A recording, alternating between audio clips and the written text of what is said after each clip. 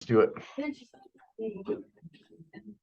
Hey everybody, it's Leon coming at you from his vacation in Mason City, Iowa, also known home of the Music Man, River City, and all that.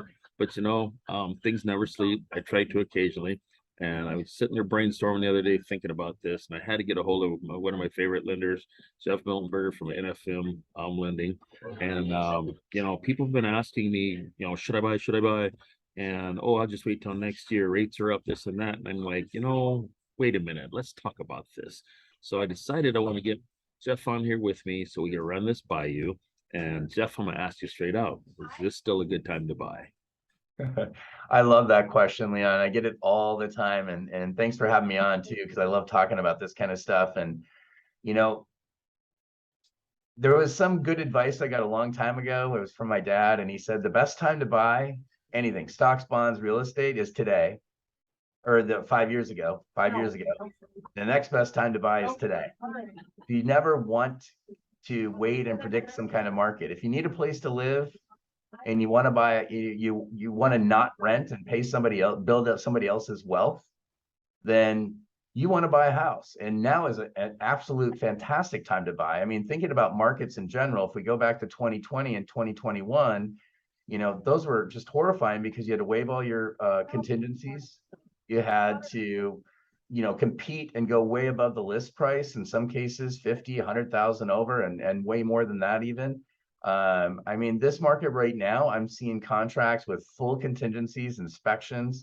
I'm seeing the seller pay all the closing costs in a lot of cases, including some sellers are offering up 2% buy downs now for the rate to help the client, the buyer, get their lower interest rate. Like, that's crazy talk. I mean, we haven't heard about that in 2.5 years practically. So, and a lot of people have come to me and they're like, well, I mean, what about values going down? What if the market crashes? I mean, there's no indicators of the market crashing. Yes, the market has slowed down. I don't necessarily see values going down, even if they do, it'll go down nominal. We're expecting interest rates to fall here eventually. The reason for that is the Feds are pushing rates up right now to slow down that inflation that's killing us right now with the gas prices and everything else. The cost of goods are through the roof. But we're already starting to see the Feds, the reaction to the Feds movements so far is we're seeing it in the economy. And so eventually the Feds are going to be like, okay, now we got to get out of raising rates. We got to push rates back down because now we have to re-stimulate the economy to get that back going. So who knows? Rates might drop into low fours, maybe even, I think, and probably back into the threes.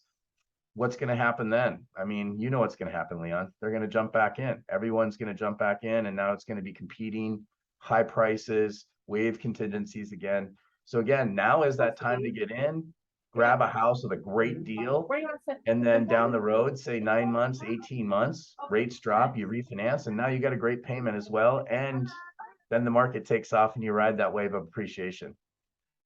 And that's kind of how I see it. I tell people it's kind of a funny thing. I see some of these realtors that have been around, I say during the boom, before the bust, and after the bust. And so when I see people talking about they got to recalibrate their mind for how they do this, some of them don't know how to recalibrate because they were never there. And I mean, I've been in this business around 30 plus years now. And as far as the real estate, moving back to how real estate used to be, these are markets that I always understood to begin with.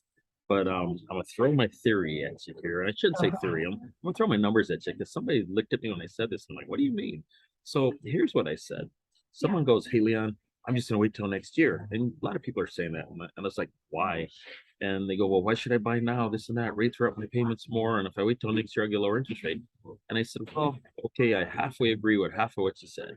So I said, here's the deal. I go, I want you to run the math the way I do. I go, how much are you paying for your rent? And they go, well, like $2,000 a month. I said, okay, so there's $24,000 on the table you're not going to get back. And they go, what do you mean? I go, you're not going to get the rent money back. I said, let's think about if you bought a house. I said, you would have the higher interest rate now. I go, you suck it up and pay that couple hundred extra bucks a month for the till next year, whatever. I said, you go back and refi. And even if you just refinance to a rate and term, I said, compare this to the guy that waited till next year, bought the same exact type of house at the same price you did. Even at a 10% appreciation, because in Washington State, we know it never stops in our little bubble. I said, at $500,000, you've just spent $50,000 more on the same house you would have had last year. I go, you've given up $24,000 in rent. I said, so you're somewhere around $75,000 into this. I go, if you'd have bought this year, next year coming up, I said, that other guy's eating that cost and you're having the lower payment, you're already in your home and you've got the equity appreciation. I said, so why wouldn't you buy? Because the comparison is like the stock market, buy low, sell high. So I was just kind of wondering. And then, you'd said something, gave me an aha moment the other day, was that when you said, hey, get a seller to buy down rates. And I've seen people, I've got closing costs paid for people and all that. So I see it's back. So I'm kind of wondering, as far as what I'll say my theory here, do you think that plays in well for a buyer wanting to buy right now? Absolutely. I mean, everything you said makes a ton of sense to me. I mean, I would reiterate that to any client that it doesn't make sense to rent. I mean, I look back at how many clients, and you probably had the same thing happen, that they were like, oh, I'm going to wait, or I don't want to bid up this house price and I'm just going to wait and hold off. Like every one of those clients in 2020 and 21 that waited ended up paying more. I feel like we're in the exact same market right now. You're going to wait for those those low rates, but so is everybody else. So now not only you get that 10% appreciation when you live there for the next year or so, but now all of a sudden it's going to spike up to, probably into those high, mid to high teens again, maybe even 20% if the rates really do drop that low, like say low threes again, which some people have predicted, many people are predicting that actually. And the market's going to take up. You're going to lose. And then you bring in the lost rent part where you're creating wealth for somebody else. I mean, that even multiplies the advantage of buying right now for sure.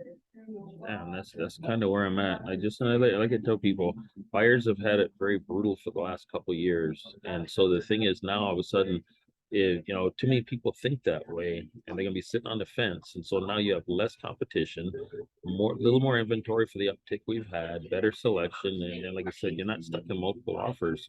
Plus, that doesn't even take in consideration the tax write-offs and things you get for home ownership. So yeah, I'm definitely back. I'm off the fence for the buyers right now because I know there's things out there to be had and I'm seeing it. And I go in the MLS and I look, we've got more price reductions right now than we do new listings coming on, but I'm still seeing pendings and solds up. And I tell people honestly, if you didn't have a house on the market in March or April, you missed the boat for the multiple offers and all that. So right now, me just directly to the buyers is let's go find something to buy.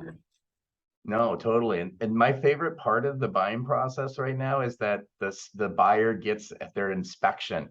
Like that was the freakiest thing to me in 2020 and 2021 is you had to waive inspection. It was almost a requirement or get a pre-inspection, beforehand. And now you're spending money just to get an offer in. I mean, it was crazy to me. It's scary to me as a lender of knowing how many issues can pop up on an inspection. And that's been the best part of watching our sellers or their buyers is they're negotiating with the seller to get things fixed now. They're negotiating with this seller to pay more closing costs or whatever or buy down their rate even further because things are wrong in the house that they, little things, but there's a negotiation again. And that's so powerful for a buyer, and that's going to go away. It's going to go away again as soon as you start to see everyone think, oh, now's the time to jump back in. Well, everyone's going to be thinking that. And all of a sudden, it's going to go back to, I think, 2020 and 2021 times where it's just a seller's market again. Yeah, and I mean, it still sort of is at the moment because they're at least getting their price. And the other thing was, I give out home inspections or I give out home warranties when I close a house, but they don't cover everything. Is what you bought is what you get. The foundation crack or things like that. There's just you can't cover everything. And at that point, that's a hard thought that down the road you find something you waived and now you're tens of thousands into it. And that's what takes the joy out of owning a home. And I hate that. I don't sell a home for someone to be unhappy in. Yeah, exactly. And that has made it a much better experience for everyone. I mean, it's just been awesome to watch. That change alone has been fun. It has. All right. Well, hey, man, I want to thank you for taking time out for me today. And everybody, if you have any questions, I'll have all of Jeff's information down below on this and mine as well. Reach out. Like I said, if you're just on the fence, wanting to know if you should or shouldn't call myself, call Jeff. We can run real numbers for you, show you what's out there, and get you in a home before someone else steals the one you wanted or you pay 50,000 more for what you could have had. No kidding. Yeah. Cool. Well, thanks, Jeff. And I will see you on the next one. Yep. Talk to you soon, man. All right. Bye.